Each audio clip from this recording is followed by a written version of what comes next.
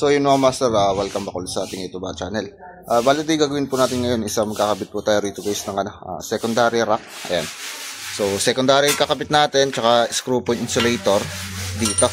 Okay, so yung secondary rack natin mga master, isa doon natin siya i-install. Then yung ating insulator, isa dito ko sa guys siya ilalagay. Ayan. So kanina ginawa ko, isa binarenahan na natin kanina ito yung mismo nga poste. So are, ayan, so dito nilalagay yung ating secondary rack. So nilagyan ko na rin siya guys dito ng tox. Ayan. So ngayon ikakabit na po natin dito. So are mga master, ikakabit na natin.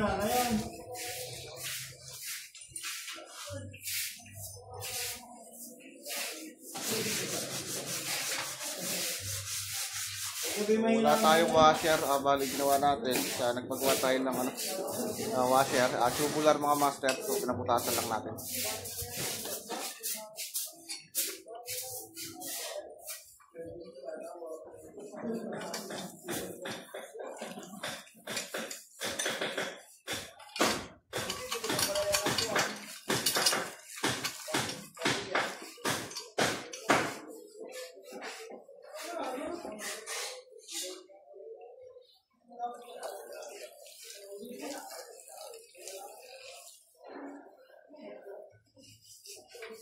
Mga master, ngayon kaya itong pantalon.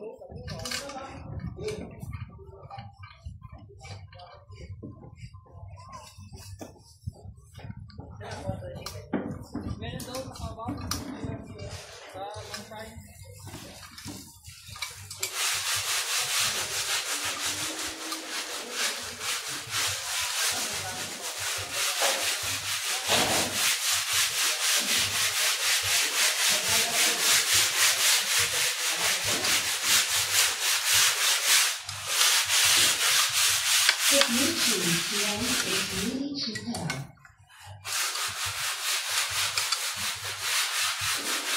The Bluetooth line is connected as a pair.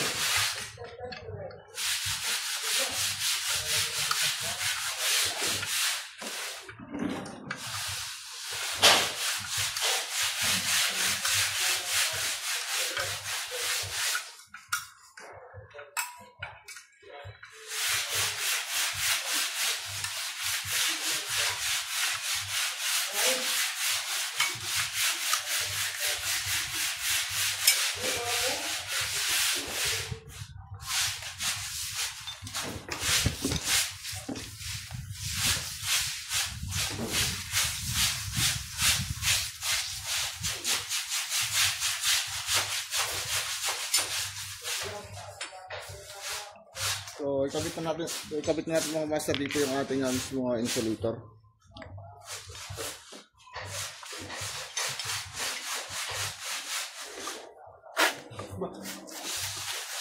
So tanggalin nyo muna yung ating pin sa ilalim.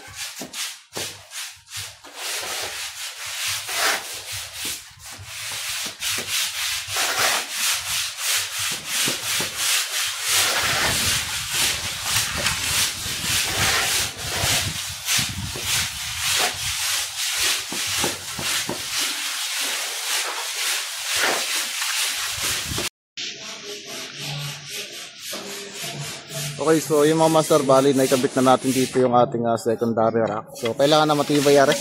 So walang kauga-uga yung mga master. Okay. So regarding guys sa mangyayari ito, so doon tayo kukuha ng supplies sa mismong NEMA 3R. Ayan.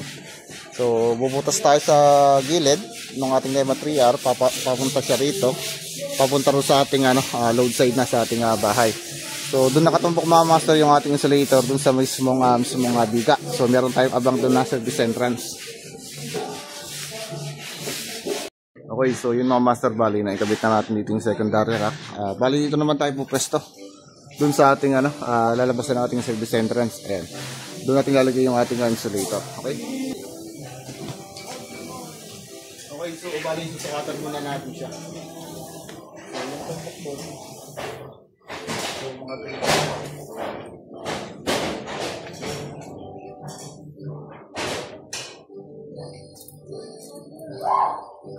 Parang kailan lang. Oh, yeah!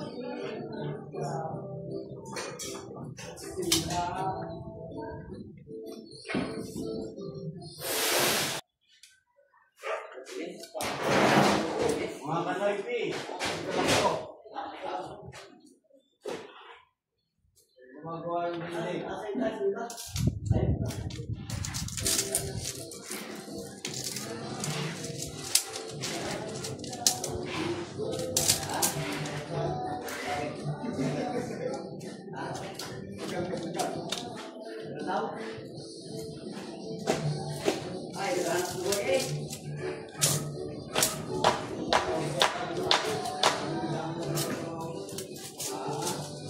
Sumutaso na natin.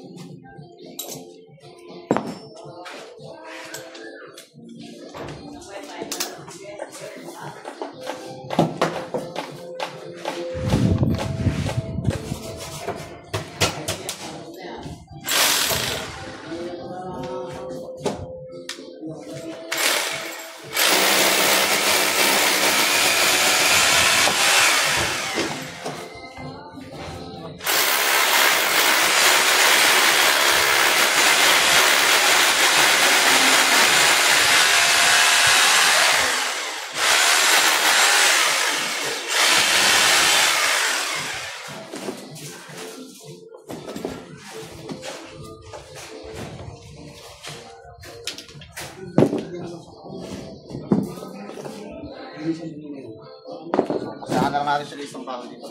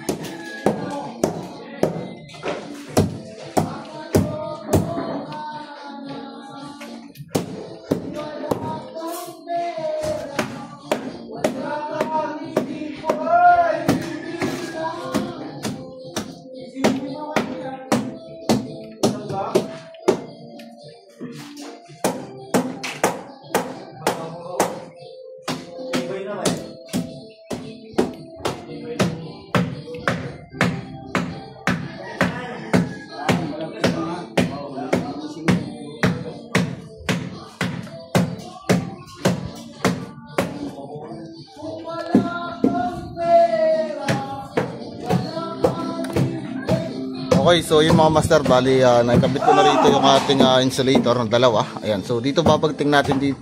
So dito natin mga master ibabagting yung ating linya na line 1 at line 2. Okay.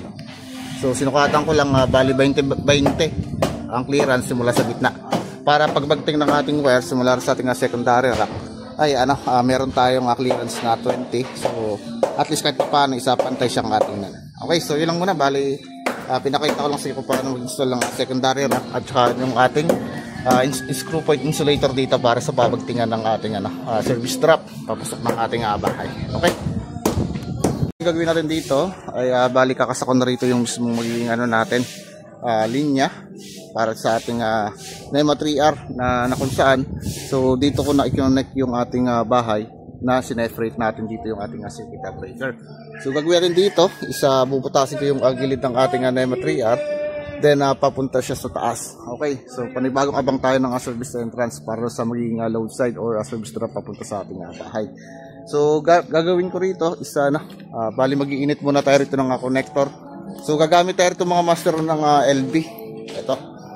So LB yung gagamitin natin para yung ating wire pooling. So open lang natin siya rito para hindi masyadong ma-stress yung ating wire pag baluktot. Unlike to sa ating elbow, so pag gumamit kasi tayo ng elbow, so mahirapan tayo magpasok ng magbaluktot ng wire kasi yung wire na ginamit natin dito is number 6 or 14 mm squared. So yung type na ginamit natin LB rito, so wala siyang connector. So hindi siya threaded dito.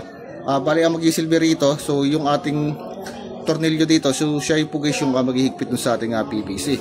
So ito guys yung papataas natin, ito yung paliko natin papunta rin sa ating mismong papunta rin sa ating NEMA 3R para sa ating magiging supply din sa ating bahay. So gagawin natin dito, bali mag-iinit lang tayo rito ng PVC na 3/4. So ito yung gagamitin natin para magkaroon tayo ng connector. Okay? So gagamit muna tayo, bali mag-iinit muna tayo.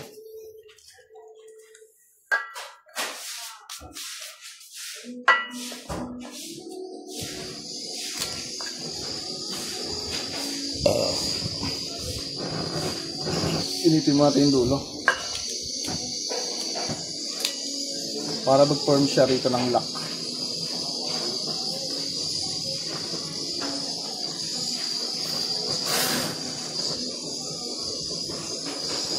Okay na to.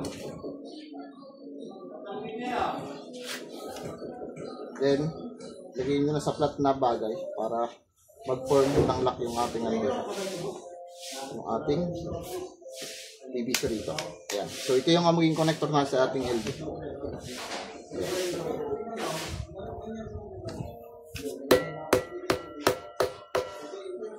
Ayan. So ganito guys, okay na. Then puputulin lang natin siya rito. Mga okay. Kumala po ka ba?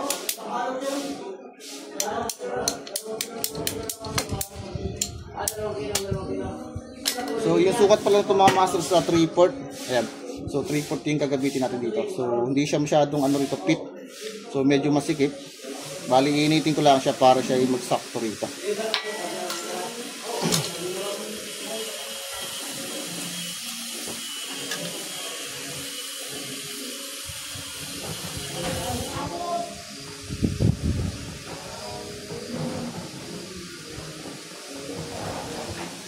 Okay na to. So pasak natin siya rito.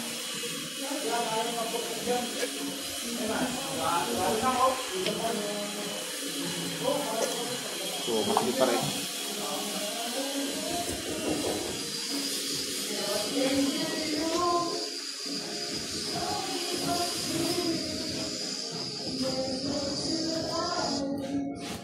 So okay na rin. Yeah. So sakto lang siya. So ganito lang yung magiging style natin kasi ito iipitin naman ng tornilyo para mag-lock sa ating mismong NEMA 3R. Ayan.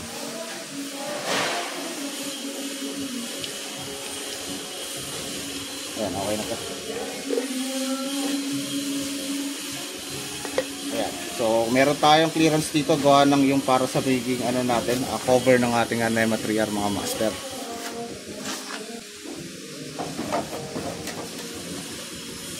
Okay.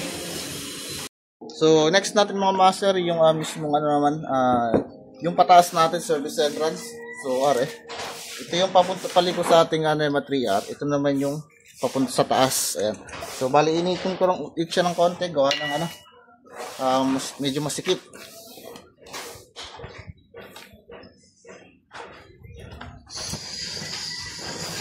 Para lang fit yung ating PVC dito. Pero ito yung mga master is secure pa rin naman natin siya ng sealant para hindi siya pasukin ng tubig for the future. Ayan.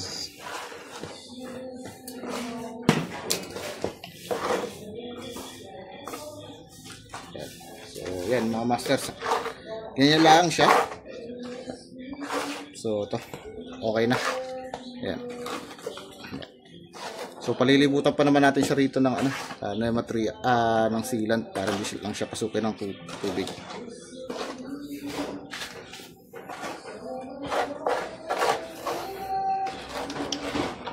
Ayan. So dito tayo.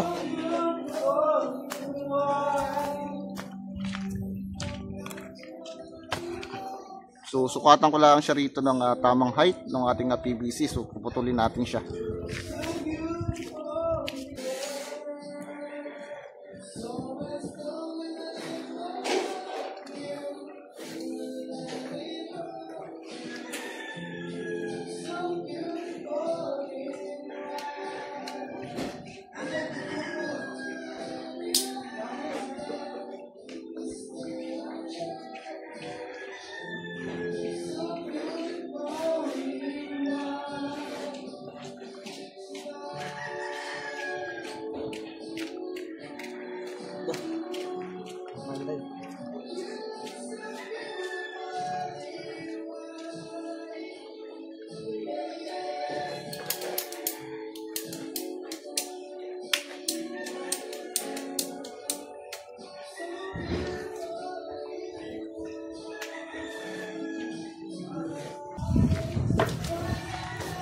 So yun mga master, bali nakuha na natin yung tamang height or haba ng ating PVC. Ayan.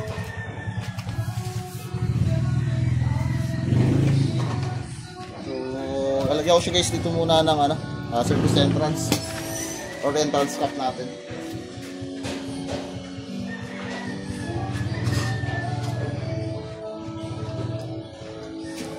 So di pa naman natin siya masusuksukan ng wire. Kung anong gagawin natin dito, yung magiging splicing natin dito, isa dito na lang sa mismong bungad ng bahay. So pagdating doon, diretso tayo papunta rito. So lalagyan ko lang siya ng weatherproof cover sa ibabaw.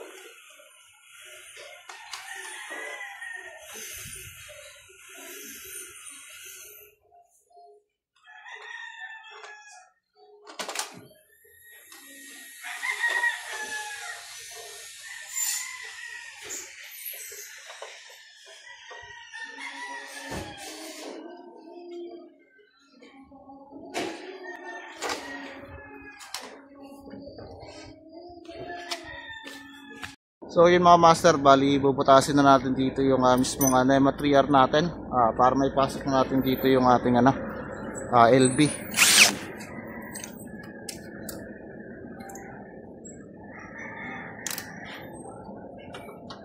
Tanggalin ko lang muna yung guys yung cover niya.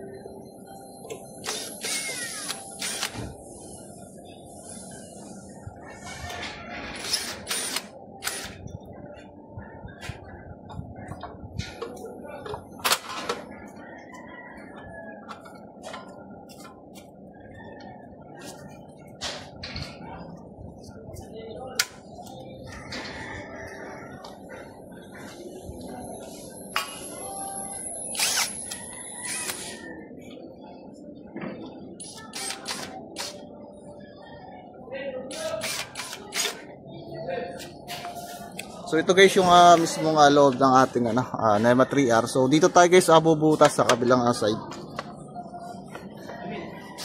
Patan natin siya. So dito siya papatak. So hindi natin siya masyadong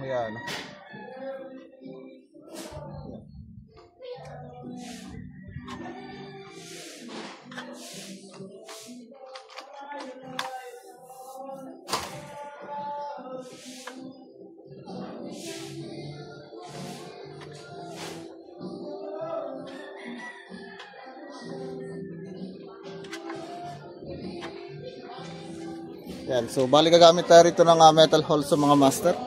So, aray gagamitin natin. 3/4. So, kailangan tamaan yung ating yan.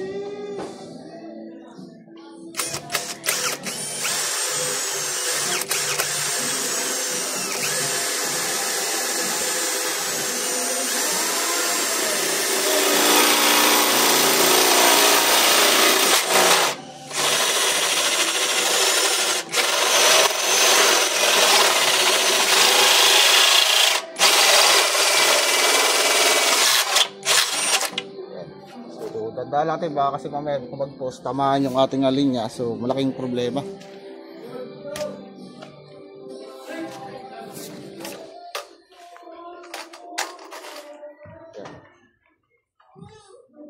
Ito yung ating connector. So sakto lang siya.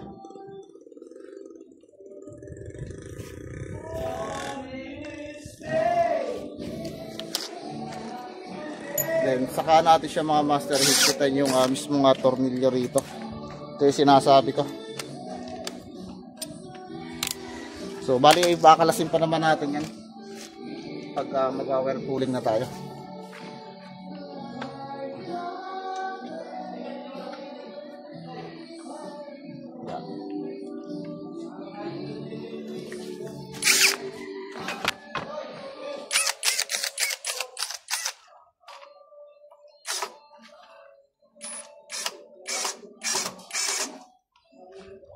Para hindi lang siya gumalaw dito.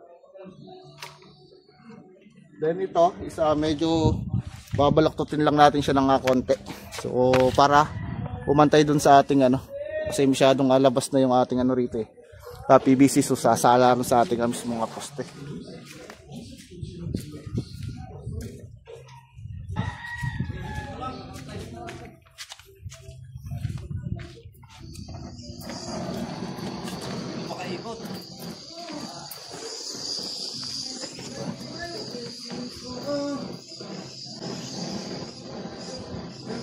Okay.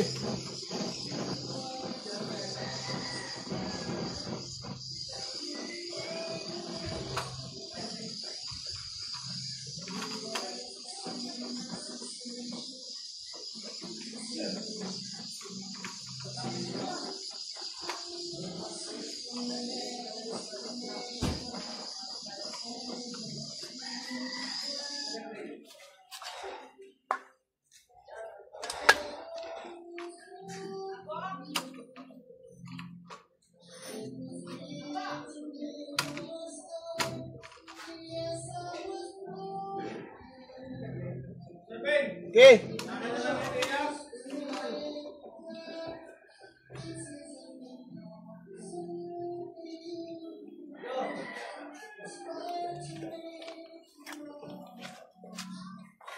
Okay, so break time muna tayo.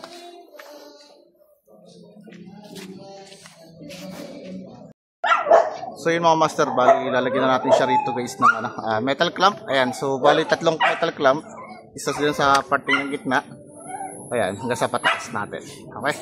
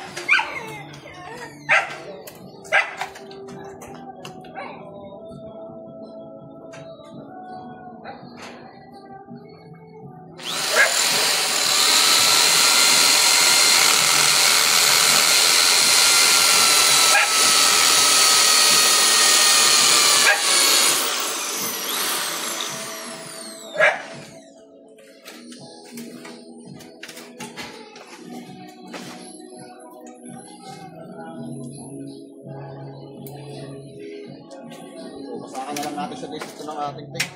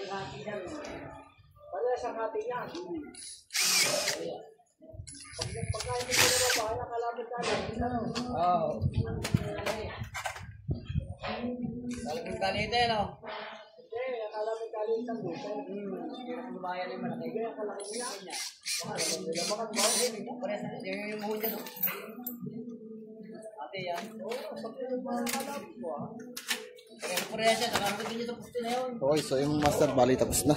Okay, naikasan na natin dito yung papunta sa ating line side. Kaya, punta na rin.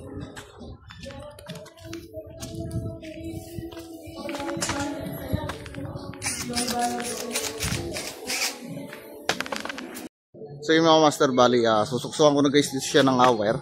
So kalasin ko muna yung cover ng ating LD.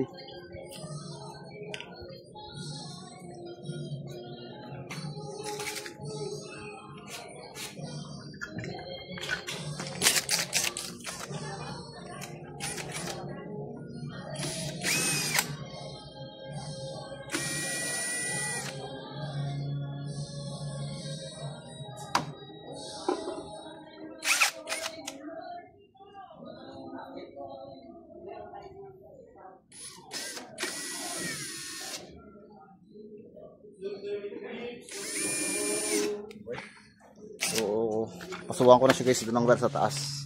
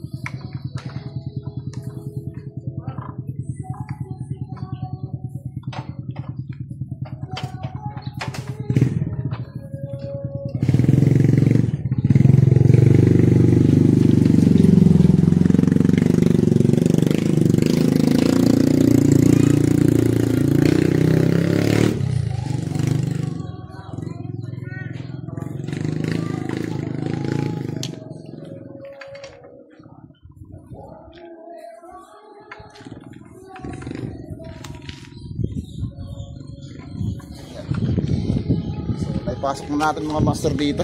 Ayan. Okay. So dito na siya. So abangan ko muna siya dito, iluluping lang muna natin. Kasi di pa naman siya guys terminate.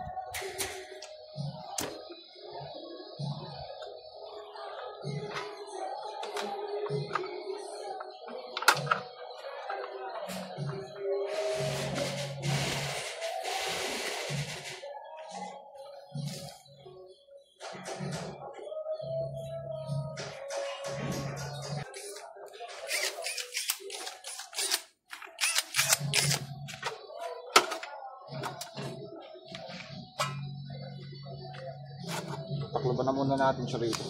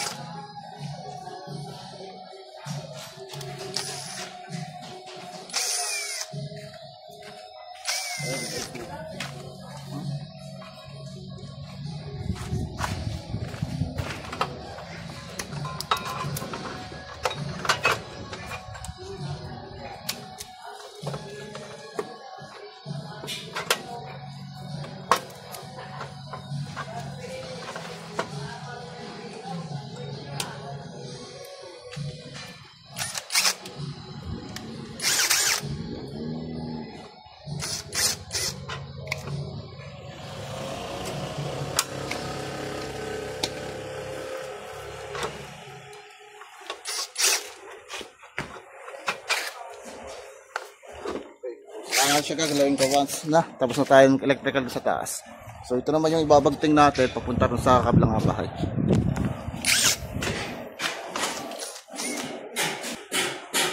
So papasok ko muna guys dito yung ating mismong entrance cap.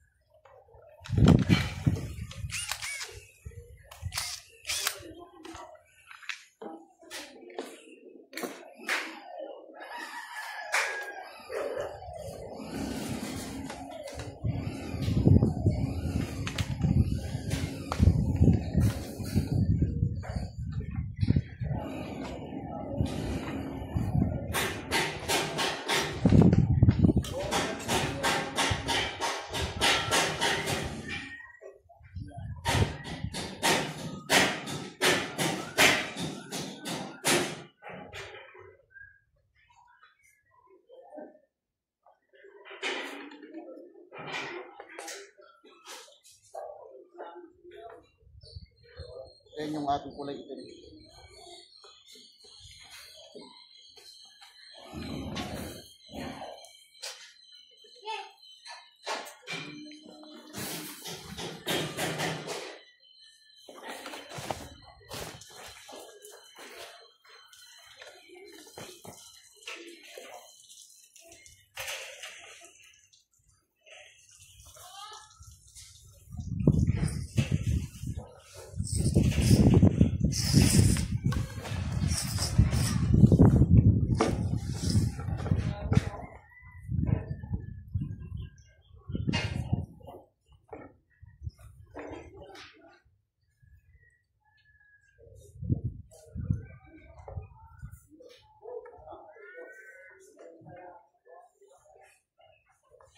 Okay, kapit na natin yung abis ng cover.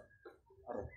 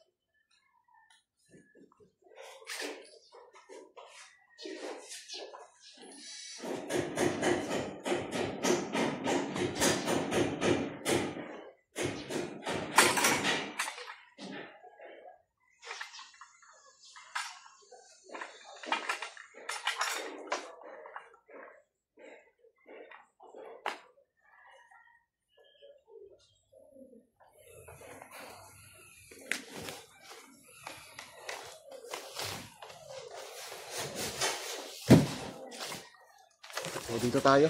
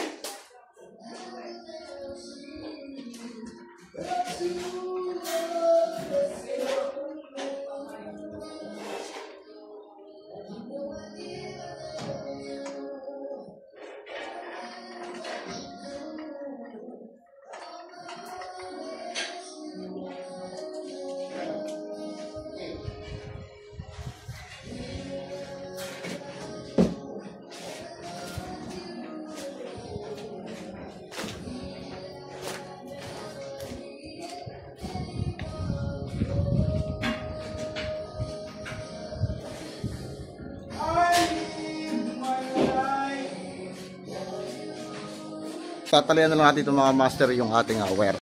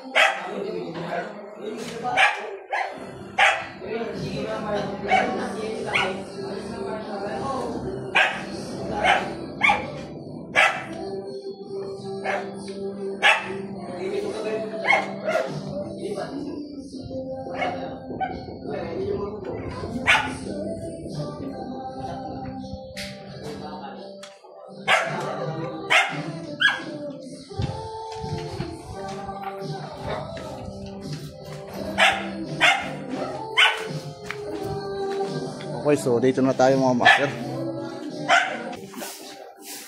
Nakatapos na eh. Okay, so yun guys. Tuloy kahit nahulog.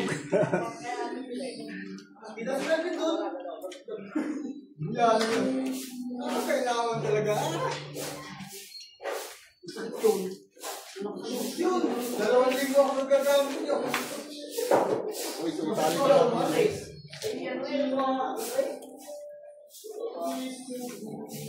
Balda. Tinawanan pa rin po. Oh, bali talaga. Saan dito po? Saan dito? Susupulit niya yung.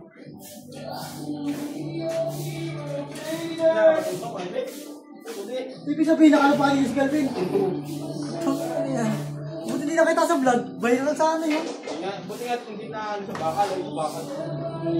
Saan bakal? Ito bakal mo yun. Yan, bakal yun. Okay, so bali pinulod lang natin sa rito. Bush Jamil, oh. Dapat daw.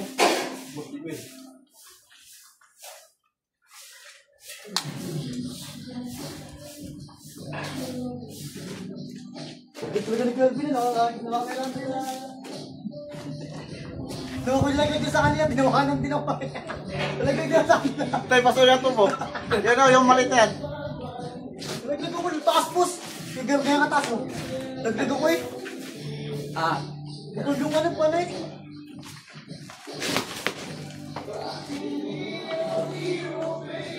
Oh, naikot na mo lang, naikot.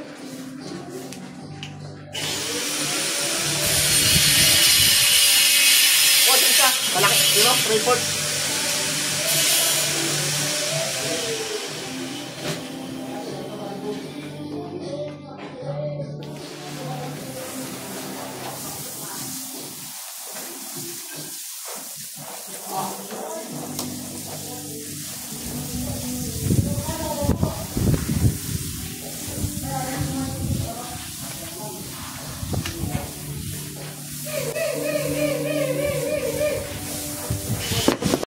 So yung mga master bali tapos na. Bali pinakita ko lang sa inyo kung paano mag-abang ng ating service strap dito. So naglagay tayo rito ng ito secondary rack. Ayan. Para sa babagtingan ng ating service strap papunta ron. Then pagdating naman sa dulo, so naglagay tayo rito ng screw point insulator para do sa pagtapping ng ating service entrance papasok dun sa ating loob ng bahay. Then dito naman, so binutas ko yung ating NEMA 3R. So baba tayo. Ayan mga master, bali binutas ko yung ating NEMA 3R dito. Then nag-add tayo rito guys ng LB connector. Ayan, papunta ron. Okay, so yun lang muna, bali in-update ko lang kayo.